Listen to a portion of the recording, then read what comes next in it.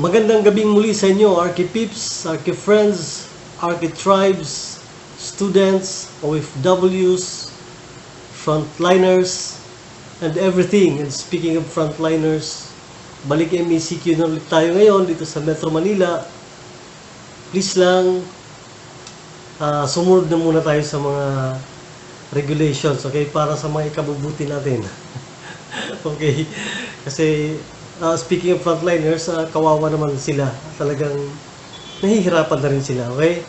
So, tulungan natin sila sa pag-stay at home kung wala naman tayong mga masyadong ginagawa sa labas. Okay, ngayong gabi, dadalhin ko na kayo dito sa design process na isa sa mga projects ko as promised, diba? Sinabi ko nung nakaraan na magkakaroon tayo ng sequel. Tama ba? Oo, yung susundan natin yung mga ginagawa natin. Hopefully hanggang sa construction, okay? Bago yan, nagpapasalamat muna ako sa mga subscribers natin na patuloy nanonood. I appreciate your pag-stay at pag-subscribe dito sa channel natin. At syempre, sa mga hindi pa nakasubscribe, inanyahan ko kayo na please subscribe to my channel. Okay?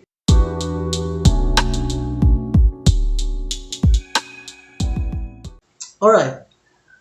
Kung maalala nyo, yung isa sa mga video ko dito na sinabi ko na yung importance of or significance ng preliminary site investigation, ito yung project na to, okay? Ang kwento nito is that nag-submit na ako ng proposal and then we came to terms already with the client. So, yun. Ipapakita ko lang sa inyo ano yung mga concept kung bakit ginawa ko yung idea behind dun sa bahay. Okay? Especially the layout, tapos bakit ganyan, bakit ganun yung orientation. Okay? Okay. Ito yung niya, lote niya, consisting of 2 corner lots. Okay? So, ito yung kalsada.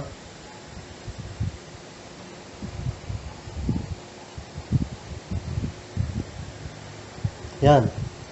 Tapos, ito yung kanyang lote. 2 corner lot. Okay? So, yun. Tapos, dito sa corner na to, meron tong malaking puno. Actually, marami namang mga puno rin dito na medyo maliliit. Okay? Ngayon, ang orientation din nito, yung north orientation nito ay doon, east, west, south. Okay? So, facing northeast siya. Isa sa mga requirement ng client is that gusto niya yung kanyang entrance, master's bedroom, living areas ay facing east. Okay? So, dito manggagaling. So, logically, ginawa ko ng dito na ako naggawa ng ginitna ko na sa lot niya yung bahay niya. So, I established first establish ko yung setback na 3 meters. And then, in-identify ko yung entrance, living area. So, dito na portion, entrance, living areas. Nung una, ang iniisip ko, dito ko sa harap yung hagdanan.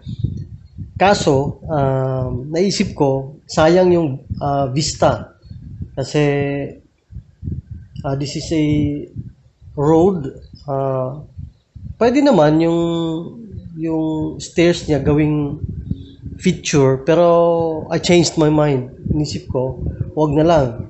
Gawin ko na lang yan na para sa maximum vista nung living areas. So, hindi ko na siya bablakan ng stairs. So, dito na yung living ko. Andito yung meron ding junior master's bedroom ito intended for seniors, okay? And so dito ko na nilagay sa likod yung aking stairs. And then, dito ko nilagay sa may west portion yung service area. So, the living areas ko, teka, anohin natin yung kulay para magkaiba. So, yung living areas ko ito, dito na yung service areas ko or the service areas. Tapos, second floor, yung mga private areas. Pero, northeast pa rin ang orientation nung mga primary spaces. Okay? So, yun. Tapos, ang una din, iniisip ko, dito manggagaling yung aking, dito papasok yung aking, carport. But then, na-realize ko, malayo dun sa, service area. That's why, I decided I put the carport here. Okay? So, dito na yung carport. So, yun. So, the living areas, the carport, the service areas. So, mas madali ang niya, access niya papunta sa living, tapos sa service areas. Tapos dito sa likod, meron ako dito lanay na ginawa. Dito na yung laundry, yun. Tapos ito dito yung mga living areas, saka yung primary spaces facing dito sa garden. So, tapos dito yung main entrance ko. Entry, okay? So, dito, kasi sa east, mas maganda na sa east. And pangalawa, na-mention din to ng client, gusto niya, yung main entrance niya is facing east. So, that's why I decided na iginit na ako na ito. Itong structure na to, this is around less than 250. Less than 250 square meters. Okay. Tapos yung buong lot na to is around 400 square meters. So, halos kalahati lang din ang kinonsume natin. So, lots of open space dyan palibot. Okay? So, ngayon, matapos kong gawan to ng preliminaries, ipapakita ko sa inyo yung ginawa kong sketch. Okay? And then, after that, ipapakita ko na yung 3D na ginawa natin. So, ganun lang. Okay? Okay, ito yung sketch na ginawa ko. Kagaya ng sinabi ko. Nilagay ko siyang Study 01 kasi nung una, bala ko talagang na parang scheme pa lang to. So, tapos, tinitingnan ko kung ano yung magiging massing niya, ano yung magiging impact niya. Okay, ito yung sinasabi ko kanina na carport. So, dito yung carport. Ito yung entrance, okay?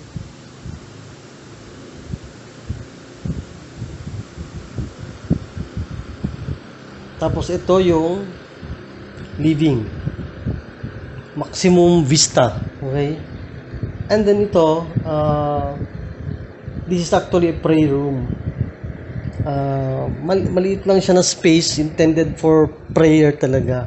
So, ito yung ating service areas. Okay? But it turned out na hindi na ako gumawa ng study 02, study 03 kasi parang nakita ko, parang okay na siya. So, ginawan ko na siya ng 3D. Okay?